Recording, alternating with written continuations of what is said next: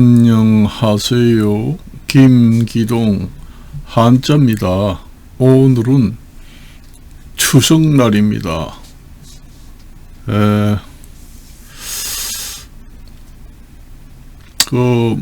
추석날이면은 사실상 텔레비를 보니까 시장에 가서 제수용품을 사려고 하는데 배추 하나에 10,000원.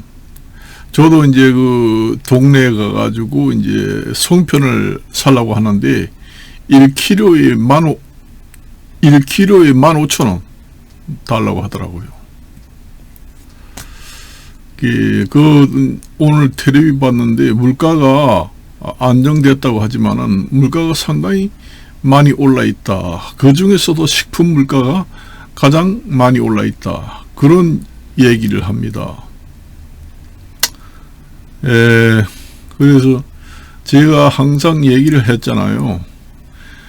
환경 파괴가 돼서 환경이 점점 파괴돼 가지고 환경이 전부 다 못 쓰게 되는데 사람 먹거리 생산이 제대로 될까요? 안 됩니다.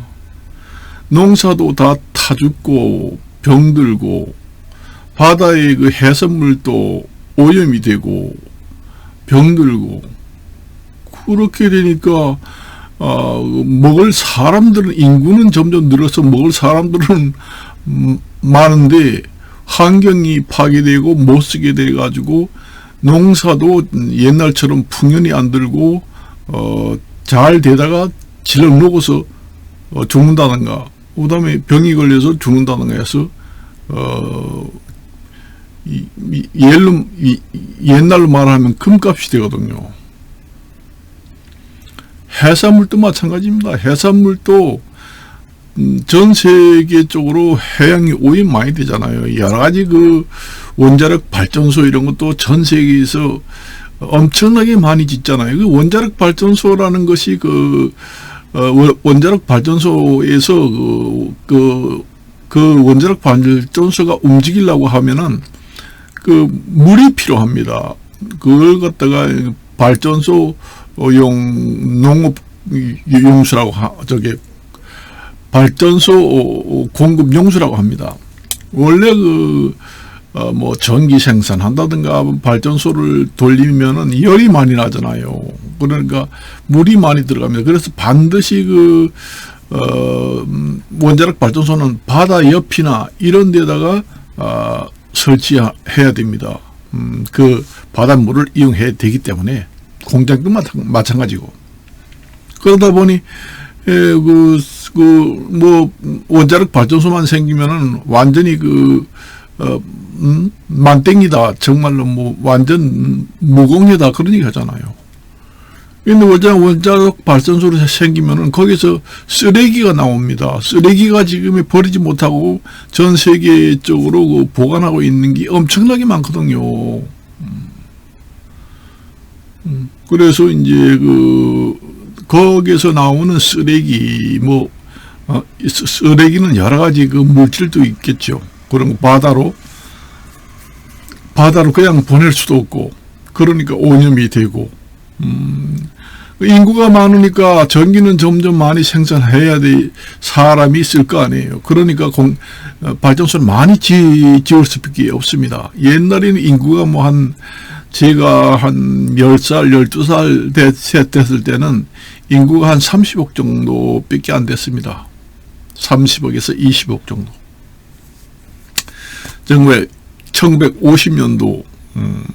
1950년도 됐을 때는 인구가 한 20억, 30억밖에 안 됐어요. 그러니까 원자력 발전소를 많이 지을 필요가 없습니다. 전기가 그냥 원자력 발전소가 없어도 그냥 수력 발전소 하고 화력 발전소 몇 개만 있으면은 다 전기불을 사용할 수 있고 그래요. 그때만 해도 전기를 안 씁니다. 전기라는 게 농촌에는 없어요. 전부 다 호롱불을 씁니다. 그러니까 전기 생산할 필요도 없어요. 전기 쓰는 사람이 있어야지 생산을 하든지 말든지. 그래요. 그러니까 내가 이제 안 그래요. 내가 앞으로 아무리 그 물가가 안정 된다 해도 2%대가 물가 상승률이 적정률이라고 하는데 2%가 된다고 해도 식품 물가는 계속 올라갈 수밖에 없습니다. 제가 수없이 얘기했잖아요. 이게 제 얘기가 틀린 얘기가 있나요? 없습니다. 그래서 지금 현재 인구가 더 이상 늘지 않고 이대로 있다고 하면은 환경이 더 나쁘지 않으면은 그 농산물도 이 정도에서 그칩니다. 그래서 인구가 줄어야 이제 환경이 좋아져야 이제 먹거리도 많이 생기고 그렇습니다. 인구가 점점 늘어나면은 점점 먹거리는 줄어들어서 물가는 올라가고 또 취직할 수도 없습니다. 뭐 경기가 좋아져야 여기서 공장 돌리고 저기서 가게 차리고 여기 저기 음식점 몇 개 더 확장을 해야 되겠다. 그 사람을 좀 구입해라. 어떤 회사는 야 장사가 너무 잘 되니까 회사를 좀 늘려라. 경기가 좋으면 그렇게 돼야 자꾸 사람을 뽑을 거 아니에요. 경기가 안 좋아가지고 있던 회사도 줄이는데 사람이 점점 줄어가지고 청년 실업이 점점 늘고 물가는 점점 오르고 그렇다고 내가 얘기를 했잖아요.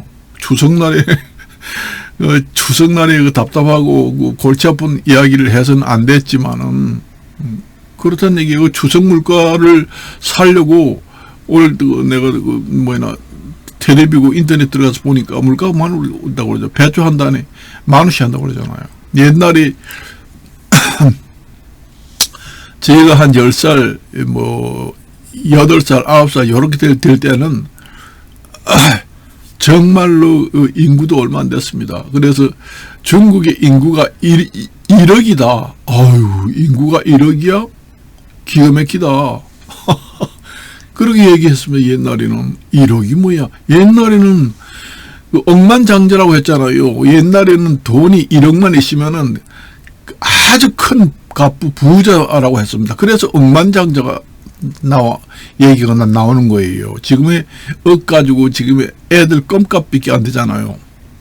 그리고 옛날에 중국이 인구가 많다고 그러면은 한 1억 정도 된다. 그래? 우리나라 한국에 몇 배나 되는 거야 도대체. 그러니까 예전에 한국에는 1,000만도 안 됐습니다. 옛날에는 한국의 인구가. 그런 시대가 있었어요. 그렇게 이제 점점 심해지겠죠. 인구가 점점 늘면은. 그래서 이 물가가 안정되니까 지금의 금리를 또 금리 이자를 내려야 되겠다. 우리가 늘상 해봤잖아요. 그 전에 양적 완화를 해가지고 경기가 안 돌아가니까 저기 은행 금리를 제로, 0으로 한번 해가지고 돈을 많이 풀어주자. 그러면 너도 나도 집 사고 너도 나도 장사하고 너도 나도 회사 차리고 하니까 경기가 좋아질 것이다. 그래가지고 옛날에는 오히려 은행에다 돈 넣어놓으면은 이자가 붙는 게 아니라 도리어 은행에 돈을 넣어놨으니까 보관료를 내라. 그 정도 됐잖아요. 옛날에는 거의 이자가 없었잖아요. 그러니까 너도 나도 그냥 왕창 그냥 받아가지고 물가는 비싸고 살기 어려우니까 생활비로 다 쓰고 난리치잖아요. 그러니까 이제 전 세계적으로 가장 부채가 점점 비싸지고 그게 계속 반복되잖아요. 전 세계가 지금 금리를 앞으로 몇 번 내린다. 그게 옛날로 다시 돌아가는 꼴이 되잖아요. 계속 뱅글뱅글 돕니다. 시중에 돈이 많이 이자가 싸져가지고 은행에 있는 돈이 이 장바닥에 시중에 왕창 나오면은 그게 또 물가가 올라가요. 그러면 안 되겠다 해서 또 금리를 올려야 되겠다. 또 그때 가서 또 금리를 또 올립니다. 금리를 또 올리다 보니까 국내 소비가 안 되고 경기가 풀리지 않고 그러니까 금리를 내려야 되겠다. 또 내리면 물가가 또 올라가니까 또 은행에다가 집어넣어야 되겠다 해서 또 금리를 올리고 이 난리를 치잖아요. 계속 올렸다 내렸다 올렸다 내렸다. 근본적으로는 금리 정책으로 가지고는 이 경기 회복을 할 수가 없습니다. 물가 정책을 할 수가 없다는 얘기죠. 금리를 아무리 내리고 올리고 해도 경기 회복을 어떻게 해보겠다. 그 다음에 물가 안정을 해보겠다. 이것은 50년, 100년 전의 생각입니다. 그때는 그게 먹혀 들어갔지만은 지금에는 안 된다는 얘기죠. 왜냐? 그 근본 원인이 어디에 있느냐? 그 환경 파악에서부터 오기 때문에 금리 정책으로는 안 된다는 얘기입니다. 안 돼요. 불가능하다는 얘기예요, 이게. 인력적으로. 그래서 내가 저번 시간도 얘기했지만은 전 세계는 혼란에 빠진다. 내가 수없이 얘기했습니다. 전 세계가 혼란에 빠지잖아요. 전 세계가 지금 난리잖아요. 그 내용을 보면은 제주도 땅도 지금의 한때는 제주도 땅이 그 하늘 높은 줄 모르게 계속 올랐잖아요. 그 발표 전국 땅값 그 발표 데이터를 보니까 제주도는 땅값이 전국에서 제일 많이 떨어졌습니다. 땅값 떨어지는 데는 제주도밖에 없어요. 그래서 이게 쉽지 않다. 정말로 이러지도 저러지도 못하고 큰일이다 그 얘기입니다. 전 세계가 다 그렇잖아요.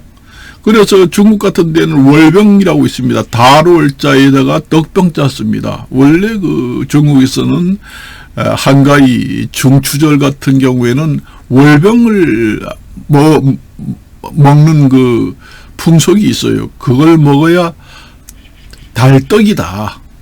우리나라 순수한 한국말로는 달떡이다. 그걸 갖다가 한자로 월병이라고 합니다. 그것도 엄청나게 비싸가지고 지갑을 열 수 없다. 그래서 중국 사람도 물가가 너무 올라가지고 월병을 좀 사서 먹으려고 그래도 부모님한테 선물하려고 그래도 너무 비싸서 엄두가 안 난다. 그 텔레비 어제 나왔습니다. 그 정도예요. 전 세계가 완전히 그 경기가 완전히 경색이 되고 난리칩니다. 그래서 그 여파로 이제 국민연금이라든가 그 다음에 그 여러 가지 그 연금제도 여러 가지 뭐 봉급 이런 것도 계속 올려주지 못하고 전 세계적으로 나라마다 다 그게 이제 문제가 됩니다. 연금을 지급하다 못하겠다 그 얘기입니다. 이제는 앞으로 경기가 좋아져야 나라가 자꾸 경기가 좋아져야 나라도 돈을 많이 벌고 개인도 돈을 많이 벌고 그래야 빵빵빵 해가지고 국민연금도 많이 주고 뭐 어떻게 복지 혜택을 많이 줄 수 있는데 경기가 안 좋으니까 경기가 안 좋으면은 나라에 들어오는 세금도 줄어들어요. 세금도 완전히 빵꾸가 난다는 얘기죠. 자꾸 장사하는 개업을 많이 하고 그 장사를 잘 되고 돌아가야 거기에 세금을 자꾸 붙여서 국가의 세금도 많이 늘어나가지고 그것으로 이제 연금도 주고 뭐 나라 살림도 할 수 있는데 우리나라는 그런 게 아니잖아요. 전 세계적으로 그 연금 때문에 난리 났잖아요. 시위를 하고 난리치고. 농촌에서도 마찬가지입니다. 농촌에서도 쌀값이 너무 떨어지니까 추곡수매를 할 때 너무 제값을 쳐다와. 그러니까 이제 우리나라에서 그 농산물이 너무 비싸니까 외국에서 싼 걸 자꾸 수입을 해서 우리나라 물가 안정을 위해서 전 세계적으로 각 나라마다 그렇게 하거든요. 그러니까 여러 가지 문제를 낳습니다. 그게. 그래서 아주 복잡하고 단란하다. 그래서 지금의 뭐 연금 문제로 시끌벅적하고 물가가 너무 올라가지고 시끌벅적하고 또 100만 원이 없어서 소액 대출을 하는데도 국민이 줄을 서고 그 난리를 치고 너무 물가가 비싸가지고 엄두도 못 내고 중국 같은 데는 달떡 월병도 살 형편이 못 되고 전 세계적으로 난리잖아요. 이렇게 어려운 시대에 우리는 살고 있다. 내가 수없이 얘기했습니다. 그래서 희망적인 추석날에 희망적이고 낙관적인 얘기를 못해서 좀 미안하지만은 현실대로 얘기를 해야 될 거 아니에요. 그래서 여기서 마치기로 하겠습니다. 안녕히 계십시오.